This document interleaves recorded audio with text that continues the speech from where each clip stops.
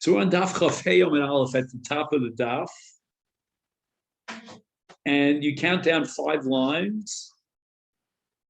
V'hilchasa kavasei derav, and then v'hilchasa kavasei derib. So let's see what the Gemara is talking about here.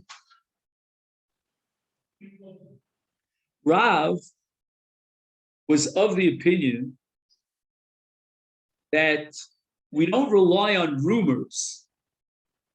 There were rumors going around circulating that a married woman had an extramarital relationship with a certain person. And based on that rumor, she can no longer live with her husband. But Rav says we're not going to bust up the marriage based on a rumor. We need clear-cut evidence, which means 2 witnesses. And we're going to pass like Rav. But then, in the same breath, the Gemara submits that Hilchasa Kavasi de Rebbe.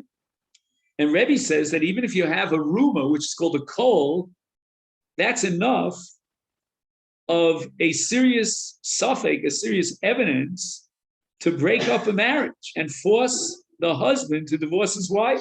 So the Gemara immediately asks, Kasha Hilchasa, Hilchasa. How do you reconcile these 2 rulings? On the one hand, you're ruling like Rebbe that a kol itself, even without Eidim, is enough to be motzi isha mibayla. On the other hand, you're passing like Rav that ein motzi and isha mibayla el al yedei Eidim bilvad.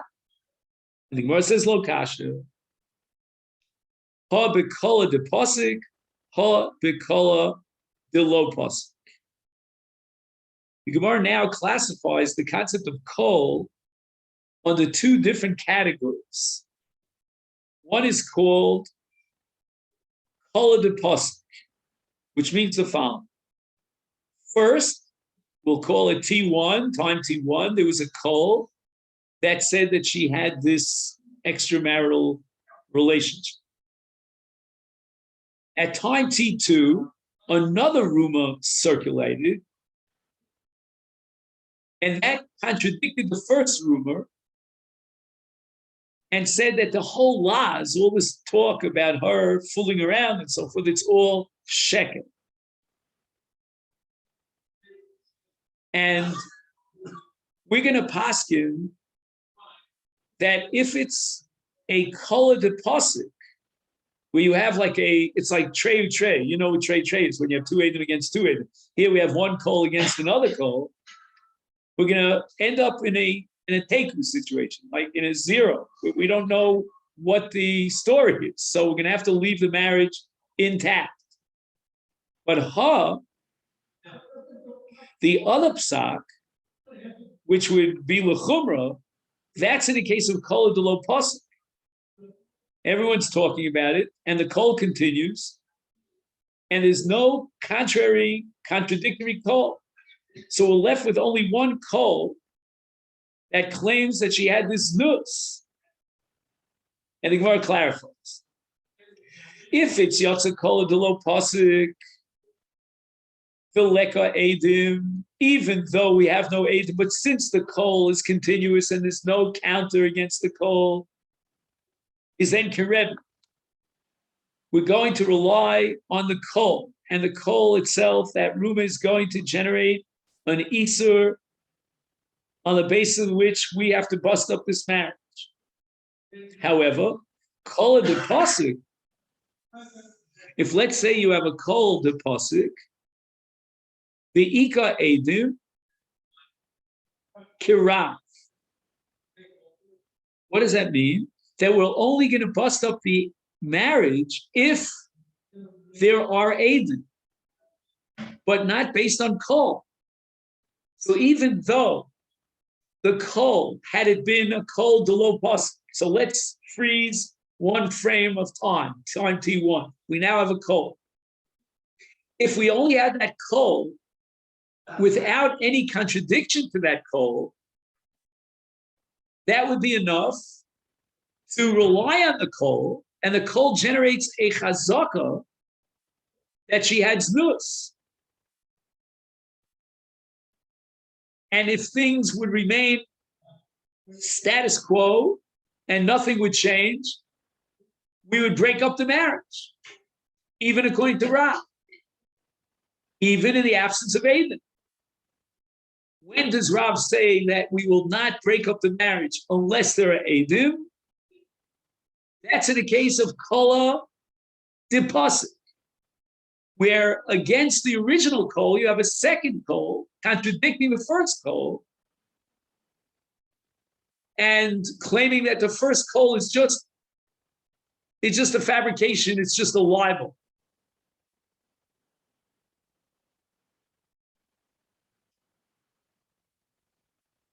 Now, what's ambiguous about this sugya is this concept called kola de pasuk.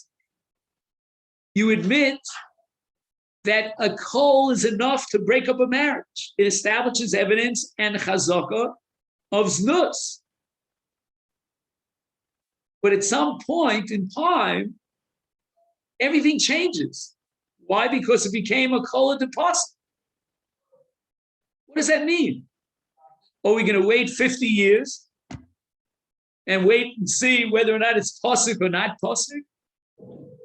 And if the kol continues for 50 years, a half a century, and then finally it terminates because there's another kol that contradicts it. Now we can celebrate and what? We can allow the marriage to go on. Kol de lo pasuk ad kama. Every kol is going to eventually die away. Well, maybe I'm exaggerating, but in many occasions it'll die away. Things will simmer down. So how long are you going to give it of time until finally it simmers down? Are you going to wait a long, long period of time until finally the kol dies a slow death, and then you can allow the marriage to continue? Or should we say that let's wait a certain period of time, we'll give a reasonable amount of time, and if the kol continues, then we have to go ahead actively and break up the marriage. Now, Abaye, you may remember, to Gemara in Kiddushin, was an orphan at birth. His father died when he was an embryo, and his mother died at childbirth. And a lot of what Abaye learned about life came from Imo. What does that mean, Imo? He didn't have a mother, but he had a woman who raised him, and she raised him like a son, and Abaye calls him Imi, or my mother. Amrali Aim, in fancy Hebrew, she's called an omenes. I don't know how you translate that, a nursing mother or something along that line.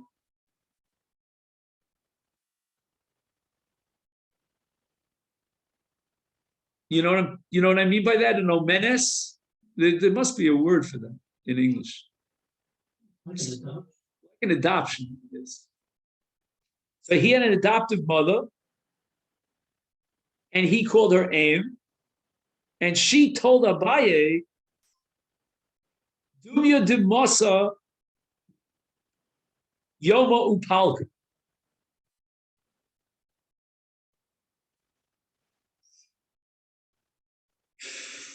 Okay.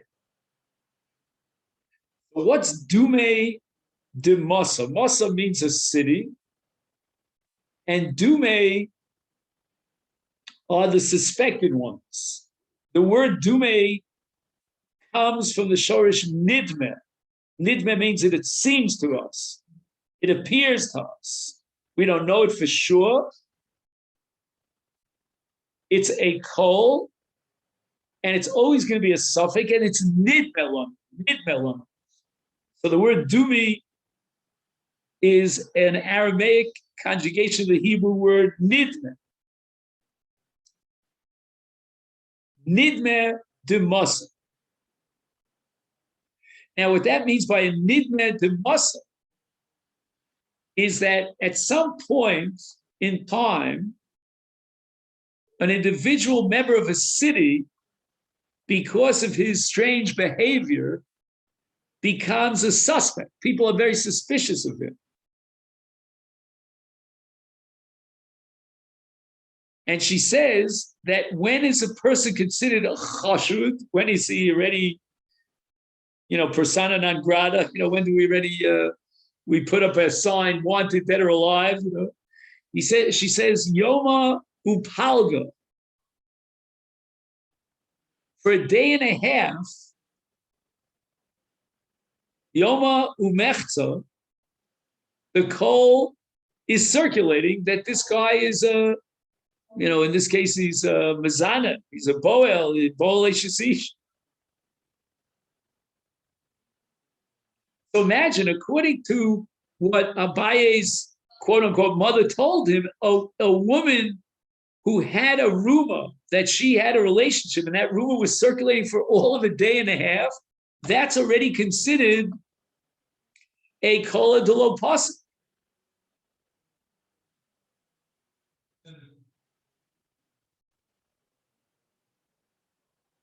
So within a day and a half, that rumor has to die, so to speak, has to disintegrate. If the rumor continues for a day and a half, that gives it the status of a kol.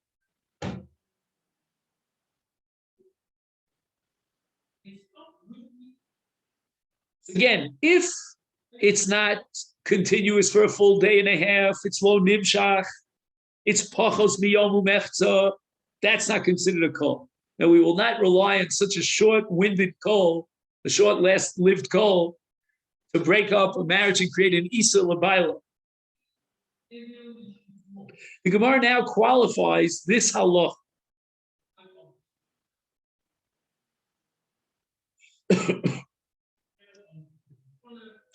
V'lo amaron, when do we say that a kol is reliable and is considered evidence, and it generates an isur to generate an isur in the isha labaila? Ella de lo pasig beini ubeini. You're talking about a case where during the course of a day and a half, like 36 hours, during that 36-hour period, there is no contradictory kol. We only have one kol out there. Aval pasak beini ubeini, or pasak. If another rumor arises, goes out, right? Keneged the first rumor.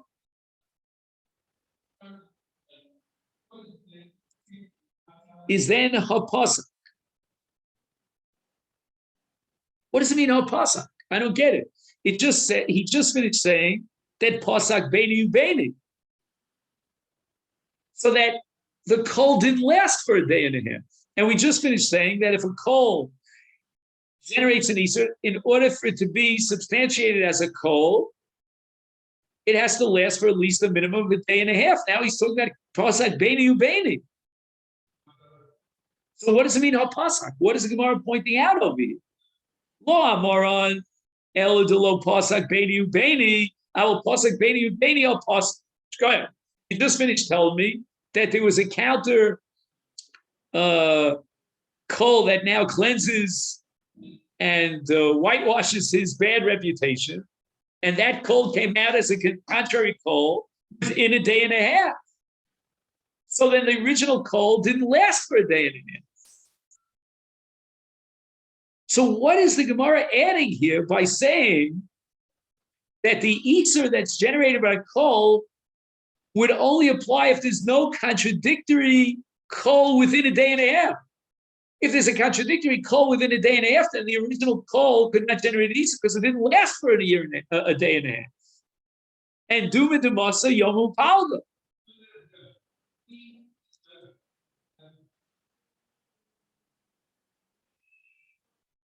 So the answer is that you can have a situation that wavers back and forth like a ping pong ball. And what we're talking about now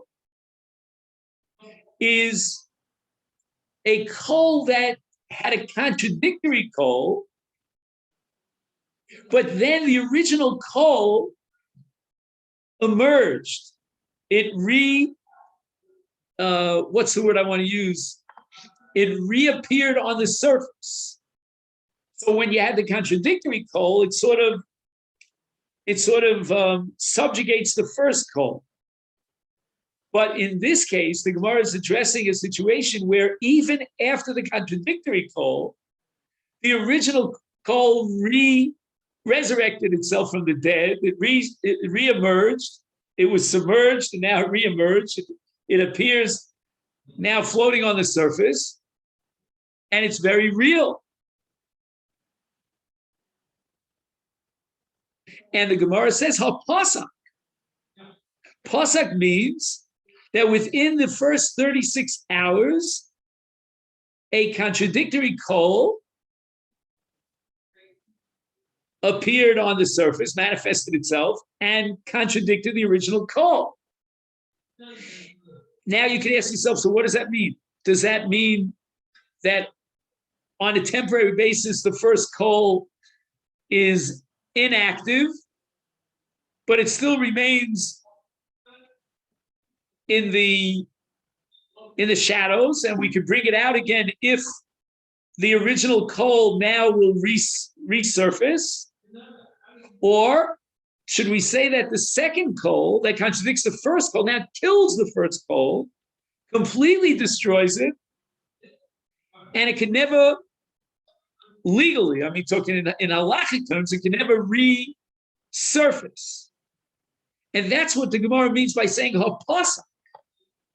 That if there was a kol acher sheyotza keneged hakol harishon, even if the kol harishon would be choser v'niar, we would not rely on the original kol. The original kol has to last for a continuous 36-hour period of Yom Palga without any contradiction whatsoever.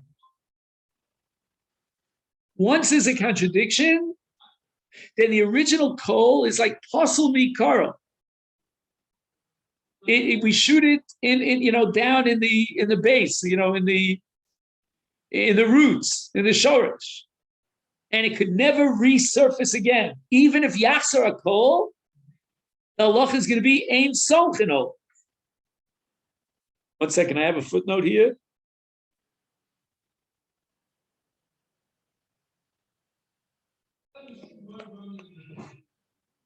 Oh. In the footnote, he has a chiddush here in the Mukhi Yosef.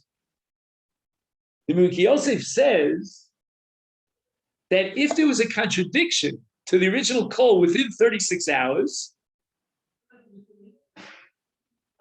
then we're going to have to start from scratch. And we're going to need another continuous 36 hours of the original kol in order to generate an Isa. So without the Mukhi Yosef, this is a big chiddush. We would say that no, the contradictory kol within 36 hours completely destroys the original kol, and we'll never listen to that kol. It's been subject and suspect, and we throw out that kol. Comes on Mukhi Yosef, he says, no. What we're going to do is we're going to start counting again a new 36-hour period if the kol re-emerges. Next.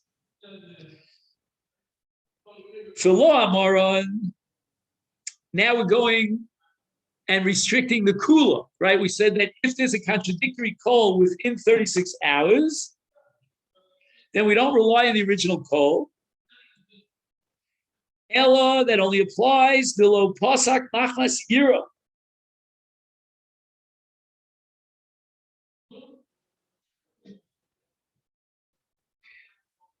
Now, this is very interesting. We need a sociologist here.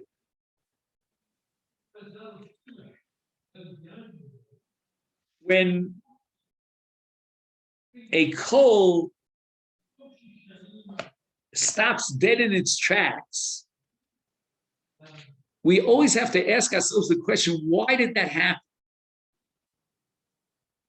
Is it because those who originated the coal finally realized that maybe they jumped the gun, and even though they saw the doorman, et cetera, they were too overly suspicious. And when they heard the contradictory call that denied what they had said, they were chosen. They silence is called da'adam. They admitted that maybe they weren't. But then there's another sociological phenomenon, which is called hefsei kol machmas yira. Because when you are motzi kol,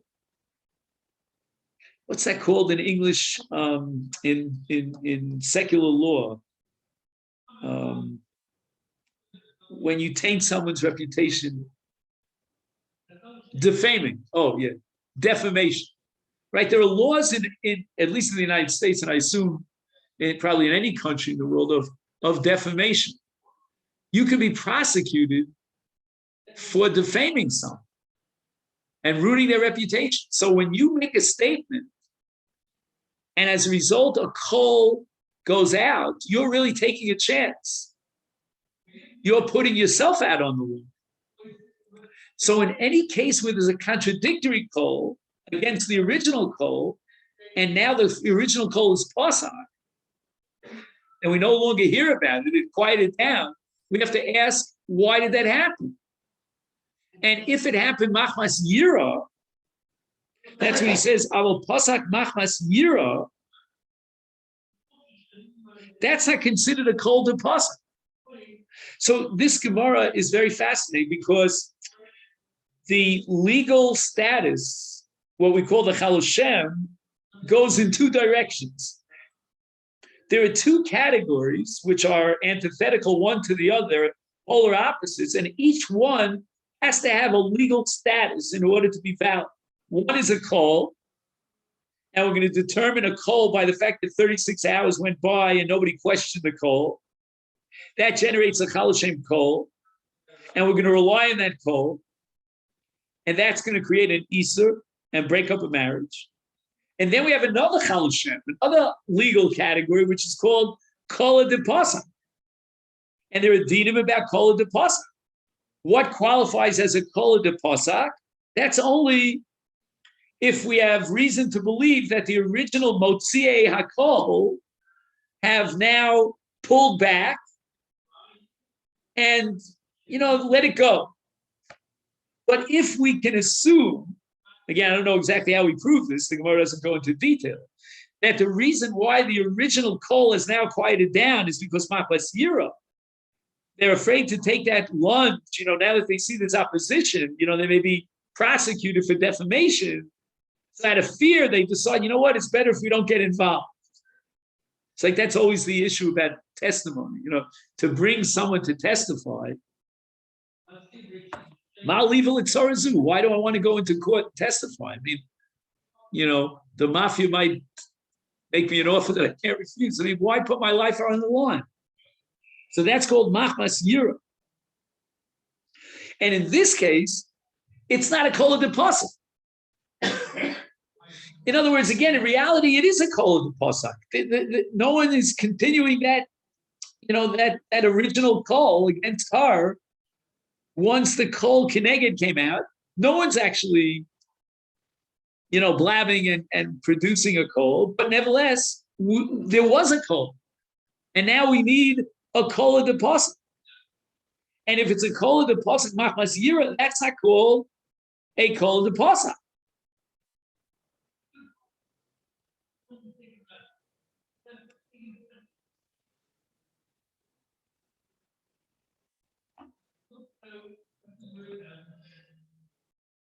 You see, what I find fascinating here, just on a conceptual level, is that the Gemara assumes that at time T1, when the original call came out, suspecting Arab's nus, that call is a call. It has already a Chaloshem call. I don't have to wait 36 hours to make it into a call. The 36 hours is a din in kol de pasach, in psikas hakol, that you can undermine and and disqualify a kol. You need a maisa kuvase to disqualify the kol. That's called a pasak. And now the Gemara is saying, okay, so there was a kol to pasak within 36 hours, but no. Unless you can define it as qualifying as a kol to pasak, the original kol, even though it didn't last for 36 hours, is still a kol. In a case where it was pasak machmas yira, that doesn't give it the power of a kol to pasak to liquidate and disqualify the original kol. Next. Now we go back to the original kol. And we're going to qualify and set up conditions in the original kol. V'lo amar ela deleka oivim, aval ika oivim hu the afsake leila kol. Again, I don't understand the Gemara's language. The afsake leila kol. That we'll have to see if we can work that out. But the Gemara is saying that if one of two people in this saga, in this patent place, right? If one of those two people have oivim, again, how many oivim and what are these oivim and who they are, that's all ambiguous. But just in general terms, general sketch, if they have oivim, who are these two people that have oivim, or any of those two people that have oivim? Either she herself has oivim, or the so-called accused, which we call the nit'an, has oivim, is then there's no kol. Again, who is the one who is blabbing about that and spreading the rumor? I don't know. We can't identify them. But we're always going to assume that they are the oivim because we know that they have oivim. Again, how do they have oivim? How many oivim do they have? What qualifies as oivim? I don't know. It's all very, very, general, very ambiguous, very unspecified. He says, "Mashma she'ein tzorech sheyedu she'oivim otzius hakol." We have a right to assume that the reason why there's a kol is because of the oivim. Even sheyesh oivim be'ir anan tailinon v'toleh shehem otzius hakol. It's very interesting. We're really trying to work overtime to destroy this kol, so to speak, on a halachic level, in terms of formulating the rules. We're going to say, for example, the kol, if there's any contradiction against it, within 36 hours, that kol is gone. And leaving out the Nebuki Yosef, we're going to say that even if the kol regenerates itself, it's not a kol. Then we're going to say that if there are oivim, and we don't even know who, and whether or not it was the oivim who generated this kol, the kol is not reliable. We're going to be told that kol came from the oivim, and that's where it started. And all these halachas indicate that the kol is very unreliable. And if we can generate any sort of a question and confusion about the reliability of the kol, the credibility of the kol, that's exactly what we're going to do. So on the one hand, there's a gewaltige chiddush here in this Gemara that even Rav would agree that if it's a kol delo pasuk, and even in the absence of Eidim, we're going to be motzi shemibayla based on kol. But on the other hand, despite that revolution about the serious weight lechumra of a kol, such it can even break up a marriage, we usually say in Dover Sheber Pox Mishnayim. Nevertheless, we're going to try to puncture, holes in the kol. We're going to say, well, the kol didn't last 36 hours without contention, or we're going to say maybe it came from the oivim. But the paradox is that there's a chumrah when it comes to kol deposit, and that is that it cannot serve or qualify as a kol deposit if the original kol is machmas yira. Meaning that if in the presence of the second kol, the contradictory kol, we have reason to believe that the quietness, the silence on the part of the original Motziei HaKol is because of Yira, then the pasuk is not a pasuk. Do you follow what I'm saying here? We're playing from both ends. You know, what we say in Hebrew, Tofes Nachel Mishtei Aktzavot. On the one hand, we are being very makel about the kol. On the other hand, we're being very machmir about the psikas hakol. And we're going to say, well, we're not going to recognize the psikas hakol automatically. It could be that this is a false psikas hakol. It's only machmas yira. And then finally, we don't understand exactly what yira is. Yeah, I mean, this is not this type of case. Very pertinent to so many things that are currently happening, in the news and such. For whatever reason, harassment of this, somebody, well, you fired me because I was old, I'm a wrong race, I was this or that. So that's the rumor comes out that, and the person defends themselves, and then it's quiet. And right, these kinds of situations are very contemporary. The 18, which is hard to find, so then they have to try and show, pattern. I know in my shul where I was brought up, my father was the rabbi, there was a Kohen who duchen, and there were rumors going around that his first wife was a grusha. And he was married to a grusha, which makes him possible a duchen. But I don't remember all the details of the case, but I think my father paskined that it was not a reliable cult. But like you say, the Gemara does seem to say that kol is has a certain punch to it, a certain weight to it. And a Kohen is assumed to be kosher l'kuhuna. He has a cheskas Kohen kosher. But in the light of a kol, to the contrary, we should, I make a kal v'chomer. If we're going to rely on a kol to bust up a marriage, which is clearly a davar shebe'erva, then how much more so should we rely on a kol when it comes to something like Itzav Beheter of a Kohen who might be a apostle whose nose is kappa?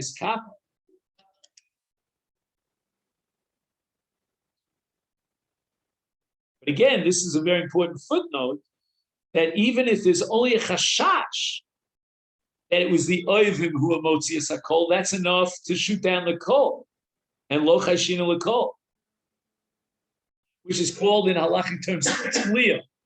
Tliya means that we can say it. This is what happened. We don't know it, but we can be told it. Like, for example, if there's a corpse on one of two roads, and a Kohen went down one of the roads, and we want to know whether he contracted tumor. Well, forget about a Kohen, a Yisrael. So then can we apply Tliya and say that he went down the road where there was no corpse? Well, let's say the Gemara has some psachim. You remember this case? You have two batim. One was baduk, he checked it for chametz. The other was eino baduk. And now you see a mouse carrying a piece of chametz going into one of the batim.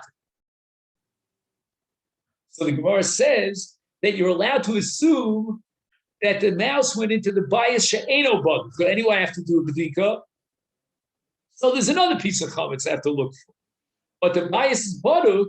That bias said to the cow, to the mouse, "Don't come in. You're locked out because we already did a bedika." So the Gemara calls that tliya.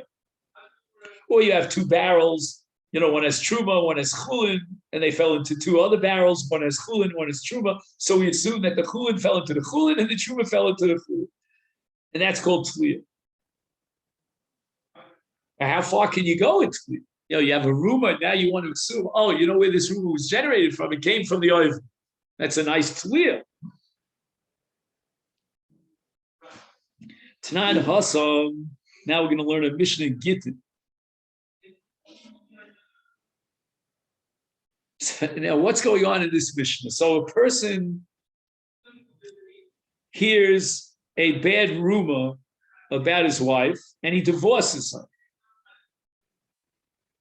Okay, I don't know if he had to divorce her or he didn't have to divorce her, but he went ahead and he divorced her. Now he remarries her because you're allowed to remarry your divorced wife as long as she's not married to anyone else.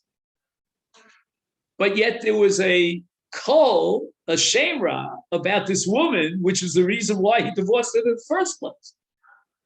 Now, echel bal, echel bol, he's not allowed to remarry her. So the Mishnah says, Hamotzias ishto mishum shemra. So there was a rumor going around that she had znus. Lo yachzir. He's not allowed to remarry her. Now, you remember on both sides that there's a principle called chavya nafshi chaticha disura. Right? So let's say you shecht an animal. And I come along and I say that was not a proper shechita, it was invalid. So you're allowed to eat the meat because you say you shechted it properly. I can't eat the meat because shavya nafshi chaticha disura. Once the man divorced his wife, and we have every reason to assume that he divorced her because of the shemra, then shavya nafshi chaticha disura. He's already admitted that based on the rumor and all the circumstantial evidence, she had this extramarital relationship. Is therefore lo yachzir. Again, lo yachzir sounds like we tell him not to remarry her, but if he went ahead and he took the law into his own hands and he remarried her post facto, with the Eved, is ein motzino so miyado. Another case, mishum neder. All right, this is a whole different case. Neder means that sometimes a neder could have an impact on a marriage. Right? If she takes a neder that she won't, I don't know, she won't have relations with him, or she won't show up in the kitchen, I don't know what, something that, or she takes a neder that she'll fast twice a week. Lo yachzir. He divorced her because he felt that he can't live with a woman who has such a neder. Now he wants to remarry her. So we tell him, don't remarry. You see, this case sounds like a totally different case. It sounds like, marriage counseling. It's not worth it taking a chance of living with a woman who's a nadranit. She takes the term flippantly. You already got stuck with her on the first round, and you finally got rid of her. Now you're going to retake her. But the first case is much more fundamental in halacha, because if he accepted the shemra and he believed it, and hence he acted out on that belief, and he divorced her, then shavya nafshi chaticha disura. I wouldn't say in the case of neder that it's shavya nafshi chaticha disura. Feinzel says that in the first case, they proved the call, and in the second case, there was a hafaras neder. And it still can't take it.